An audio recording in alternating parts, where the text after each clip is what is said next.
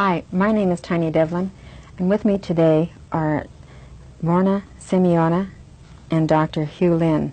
Today we'll be talking about a traditional healing method of relieving stress and developing yourself spiritually.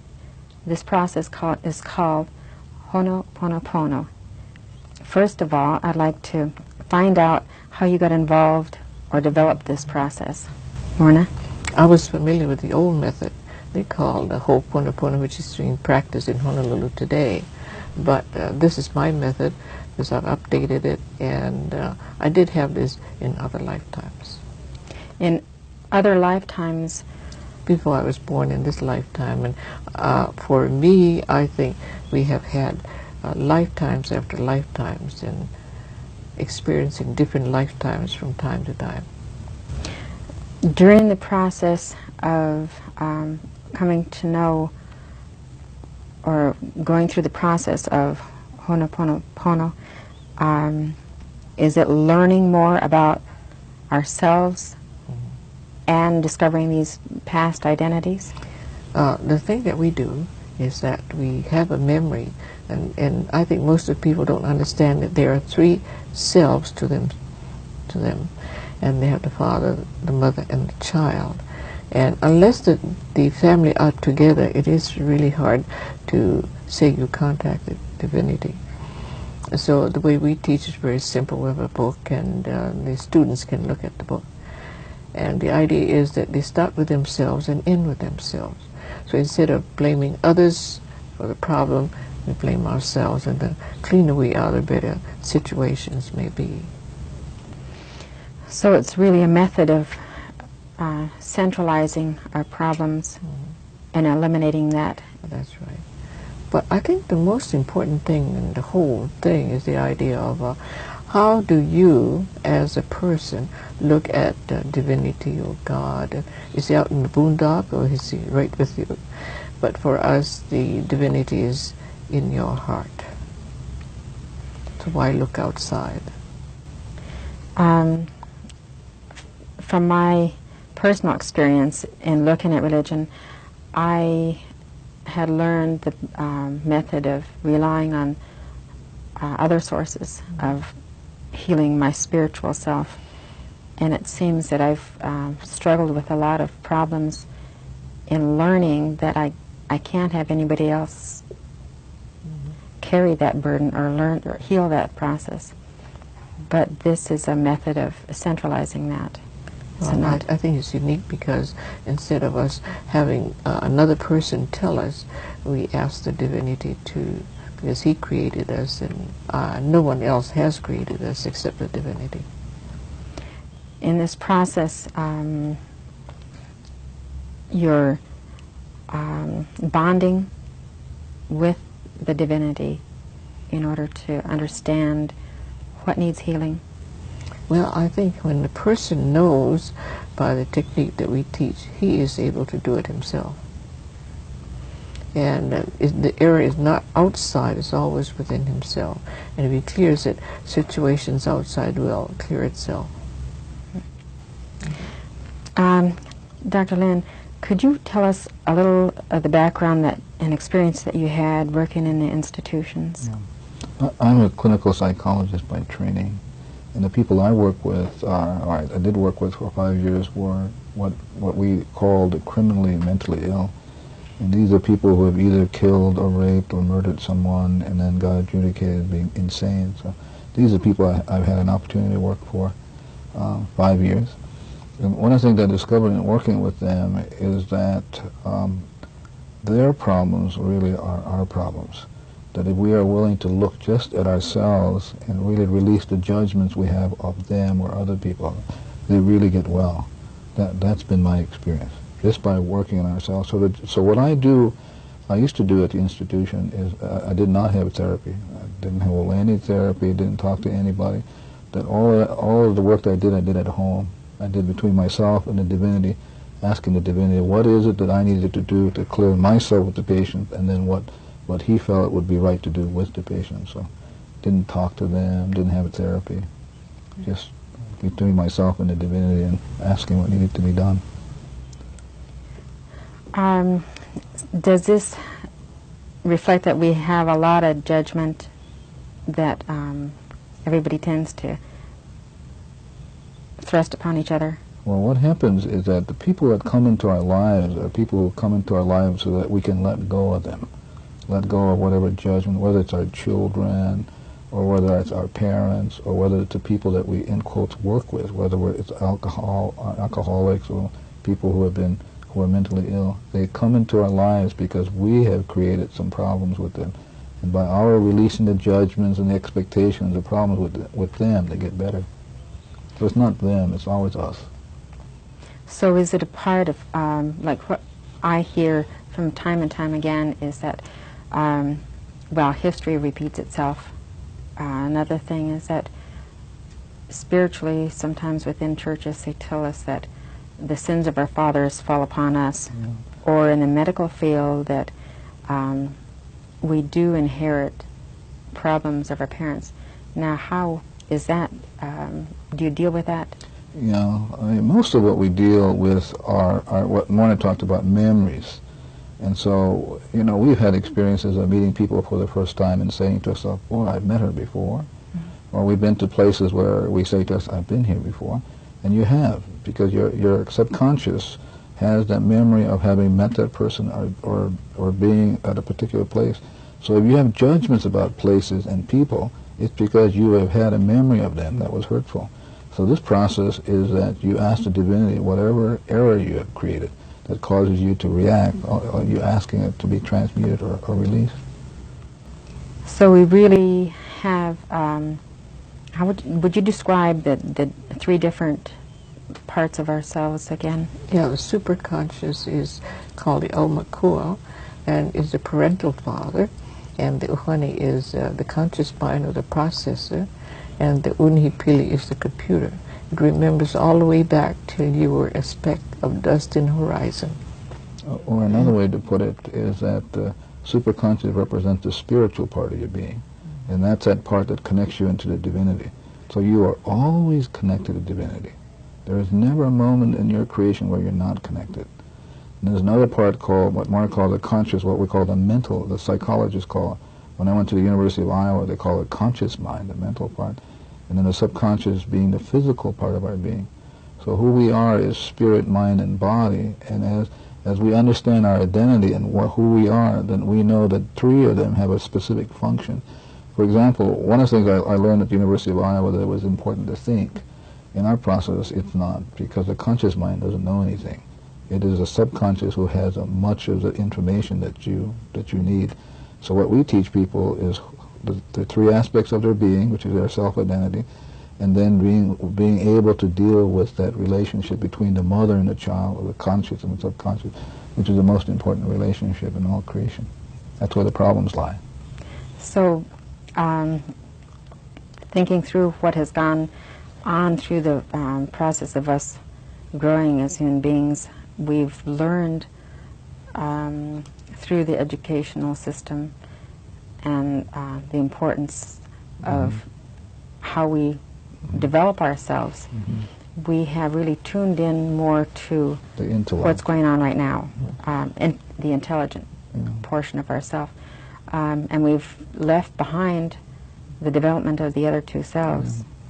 What has happened is that we no longer come as children, that we come with all of our intellect, but our intellect is not sufficient to really handle the problems. For example, in the area of schizophrenia, we have a lot of research on mental illness, but when you really look at our track record, with all the information we have, people don't get well who have that problem. They must be managed with drugs or with behavior mod. But the process that we're teaching, you're actually going to the cause and not having to deal with the behavior. When you erase the cause, much of the symptoms and the effects go. So it's, in understanding it, it's like a child being born within each one of us as we learn this, and it's developing that child. So we've come full circle. It's actually developing a loving relationship with yourself, between the conscious and the subconscious, the mother and the child. That is the most important relationship. That once you learn that relationship, that child will be able to do anything for you, because it's the subconscious that does everything. You know? it breathes for you, your heartbeat, metabolizes? Looking at the process, or for example, use myself as an example. My father is experiencing diabetes, and I have taken him from hospital to hospital and doctor to doctor, and I haven't really sat down and talked with him. How could I best help him? I think Morrnah can really tell you more about that. In our line of work, we feel that by having the person clear herself up, it worked out very well. So the problem basically is not a physical problem. The physical problem is only the symptoms of the effects. What we deal with is the cause, which are the, in the subconscious, the hurts and the pains that generate that illness. That means then, instead of dealing with the symptoms like dieting and all that, those techniques, what the divinity says, we got to go to the cause. That once we erase the hurts and the pains of whatever's in the computer that causes that disease, then it'll lift.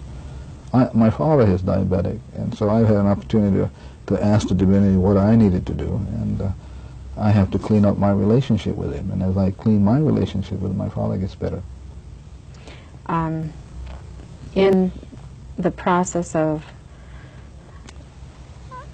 the way we've developed as a race, and considering the past, with the missionary presence, and this happened all over the world, not just in Alaska, or the introduction of foreign values, do you find it difficult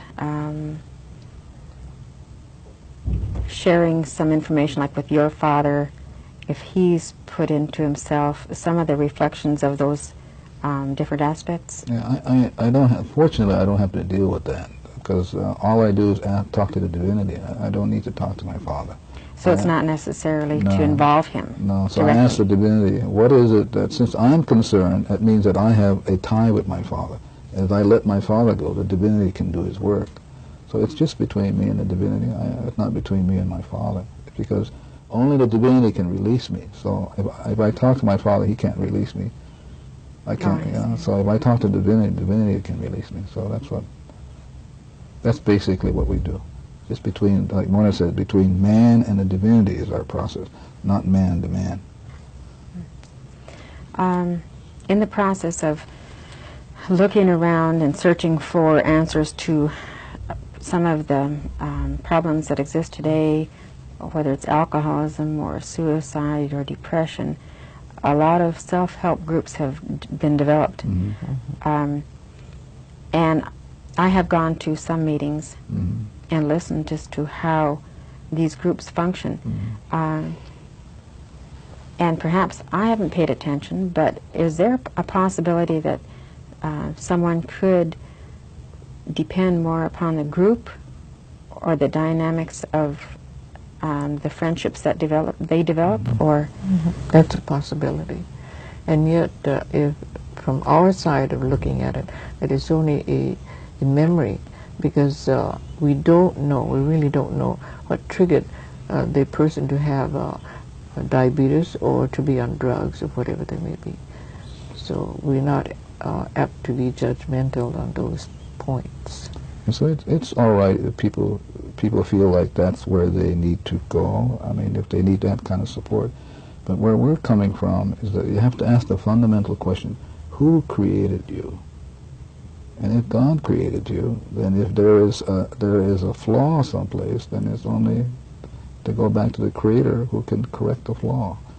So this process doesn't require you being with another person, but your willingness to be with the divinity and asking the divinity, can you tell me what errors that I committed that I can be released from? So this disease, blindness, or whatever problems you have to be, whether it's a relationship, can go. It's just you and the divinity. So it really centralizes rather than teaches us to look to other sources of healing, or which is really neat, because then you don't have to wait for somebody else to do their stuff. You can just begin it on yourself, you know. And I think people have a tendency to feel that the other person is wrong, but actually we started with ourselves and our opinions and in looking at the situation of the other person or a plant or a thing, a machine or whatever it is. The difference with our concept is that we work on people, on trees, on animals, on plants, sand, rocks, and whatnot. Because in every one of those are God's manifestations, and they do have the three selves. Now, you've gone back to the United Nations and spoke to them. We've given 3 classes at the United Nations. And we didn't find any difficulty there because, and we have Muslims and people of different denominations, but however, they were just looking at themselves. Which makes room for better decisions. Oh, it is true. And you're not interested in really changing people, whether they're alcoholics or people on drugs, or even your kids like my daughter. That's not my job. My job is just to work on me. I mean, I have enough stuff without my having to go look up and take care of somebody else. But the beautiful part about what we do is, like in the case of my daughter, as I work on judgments I have about her, then she's free and she can go.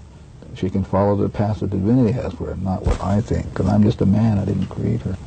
He created her, and he's saying to me, just take your stuff off of her. Let her go. Set her free. So in a way, we can cast a veil of doubt on them, on our children, when we, like I say, take on doubt or judgment or any of those negative. One of the really fundamental problems we have as human beings is that we don't realize that we don't know. We absolutely don't know. So if any patient comes to me, or my daughter is having a problem, or even I don't know what the problem is. So I ask the divinity who created me. Then he can tell me what it is, and then he can tell me how I can treat that. We don't know. And that's the hardest thing to keep remembering. Would you describe the different planes or the theory that what might be good for your daughter or yourself are totally different? Yeah. What happens is that, for example, if people who have drug problems or alcohol problems or people who are schizophrenics, because they're individual people and have individual blueprints, their problem of alcoholism may be very different from somebody else's problem, even though they look like they have the same problem. The memories and the histories are different. So since divinity knows the problems and knows their blueprint, we go back and ask the divinity, and the treatment for this person will be very different from the treatment for that person. So we don't give group treatment because everybody has a different rhythm. And what stress is being out of rhythm with the divinity. So the definition for us, stress is when you're out of rhythm. So you're asking the divinity, how can I be placed back in the rhythm again? It's that you created me and you can heal me. Not to, I'm trying to find a nice way to ask you, because a lot of people question, how does Jesus as Christ or as a teacher fit into this, or does he at all? I tell you what is very important is Jesus is in a sense like you and I, that we are creations of the divinity. So Jesus and I have the same Father. So in a sense what we're teaching is that you have the ability to go directly to the Father. You have it, it's innate in you. You were created that way. The only difference between us and plants and rocks is that the divinity gave us choice. So we can either do the Father's will or not. Plants and animals don't have that ability. So the only question is whether the Father and you are one, and it's your choice, you know? And I also think that people misunderstood when Jesus said, Father and I are one. He meant that the Father is within his heart, and they are one, but they felt he deserved a more lordly position, but no. He just meant that every one of us, like you are holy, and the cameraman is holy, and Dr. Hew Len is holy, because he has the divinity in his heart. And you can easily ask him. Even the cameras and the chairs, they all have that. Every manifestation has the amakua, the spiritual connection with the divinity. But we're always connected. It's the choice that we make consciously. We think we know better, and we don't ask the divinity. We give people our opinions as to how they can heal themselves. But for me now, just for me, it's arrogance to say that we know how to heal somebody that the divinity created, and we didn't create that person. Before we came in, we were talking a little bit about the studio or anything that we're involved with, and that those can hold a spirit of whatever happened there before.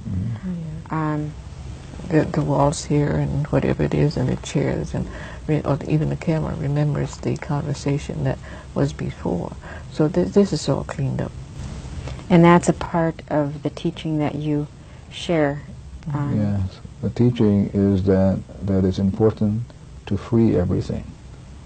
So to come to the studio, we need to free the studio of whatever went on before, so that you and I and Morrnah and everyone can be free in the moment, instead of being pulled by thought forms that other people left here. So it's clean, and now we're here. It's shielded. We won't get any interference from outside, and we can just enjoy ourselves, you know?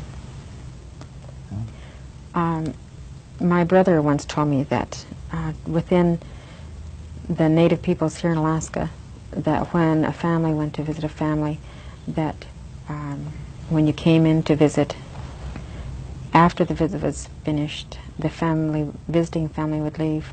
Well, it was in tradition that the host family would go to the door, the entire family, and wave their arms and speak to them and tell them to take the spirits that you brought with you and release that. Is that a little bit somewhat similar to what you're teaching? Yeah. What we do is we do it before we get there and after we leave. We clean whatever past ties we have with the land and the building and the people we're going to be. Like tonight we're going to go to a party, so we clean that up. So when we go, we don't go with any judgment. We can be free, be joyous, and then when we leave, we cut our ties again and go home. For example, Dr. Hew Len and I were working on a person, and so we were outdoors. I love the trees. So while we were sitting, I mentally put a tent around us, over and around, and I zipped up the door. And when we were through, the branch was leaning right near the tent in this area, said, "We couldn't even hear you." So I said, "It's none of your business." So this is what I think in most therapies that they do, that when you touch a person, some of the elements within the person, memories, would ooze out and go out into the universe. So you, the operator, are responsible for that. And so we're interested in helping other people, but are we not interested in helping ourselves? So that's the gift that you bring. Yeah, and I've said it many times that if I worked on myself constantly, and so if the whole world was to fall apart, I still work on myself. I don't happen to be interested in another person, because I may not be able to save myself. Let me give you an example of that. When I worked at Hawaii State Hospital, that one of the judgments I had was that our staff would be verbally abusive to patients. They'd call them crazy or schizoid, that kind of names. And I had a lot of stuff about that. I thought it was wrong. And so one day I was watching a staff calling a patient crazy, and as my judgment was coming out, I heard this voice said, "Do you know that if you cleaned up your judgment, that would stop?" And so as I began to work on my judgment of people having judgment about other people, as I began to work on it, it took a year, but in our building we don't have any more of that. I didn't have to talk to the person. All I did was work on myself. Just me, not out there. Out there is just a reflection of me. In your travels, do you find a lot of this that is reflective in other cultures, that they strive for something like this, or is this a whole new process? Well, from my own standpoint, I don't know about Dr. Hew Len, but I find that in going to other countries, they are searching and waiting for something similar to that. Now, in Germany, they speak in German, we don't understand, but they certainly know better than we do. We look at the outside, and they look on the inside. It's a different approach, but very same. The neat thing about the process that we teach is that it doesn't unseat anybody's religious belief, cultural belief, political belief. We're not talking about any of that. We're just talking about who you are. And so my experience in Germany, all Denmark, across the United States, in China, Japan, where we have been, people are just interested in finding themselves. And they search, but what they don't realize is that it's already there. They don't have to go 1 inch outside of themselves. So people really, as we travel around the world, are really searching for peace. But what they don't realize is peace begins here, not up there. One thing that we talked about earlier, we just touched on, was through the media, the television, and how that acts as bringing in a lot of things into individual homes. And you mentioned that it is important to be careful as to what comes into your home. Would you touch on that real briefly? Morrnah can tell you about the shield that we use. Okay. Have to realize that the subconscious in you is like a little child. It has no discretion. It doesn't know right from wrong. So if you're sitting in front of a TV set, or if you're sitting in front of a movie, if you're not shielded, or if you don't take care of that, all of the data will go inside of you. The computer will pick it all up. So the process that we teach is you can put a screen across the TV set. So if your children or grandchildren or you are sitting, as the vibration comes through the screen, it gets cleansed. So when the information hits you, it hits you without any of the emotion, the hurt, the pain. Yeah, and you can do that just with your mind. You don't have to say to somebody, I don't like that TV program, turn it off. This one, just put the screen and let the divinity do his work of screening out the stuff. Another point of view that we can bring would be the people who will be viewing it are people who actually want to or are searching for their own self-identity. They said, well, that's something new I would like to learn. That would be another viewpoint. Would you read in closing the prayer? I am the I. Yeah. Should I say the beginning or just a prayer? Whatever you would like to share. I come forth from the void into light. I am the breath that nurtures life. I am that emptiness, that hollowness beyond all consciousness. The I, the id, the all. I draw my bow of rainbows across the waters, the continuum of minds with matters. I'm the incoming and the outgoing of breath, the invisible, untouchable breeze, the undefinable atom of creation. I am the I. And to the general public who are listening, I would like to say the peace of I. May I? Peace be with you, all my peace. Peace that is I, peace that is I am. Peace for now and always, forever and evermore. My peace I leave with you. My peace I leave. Not the world's peace, but only my peace, the peace of I. I thank you very much for listening. And thank you. Thank you.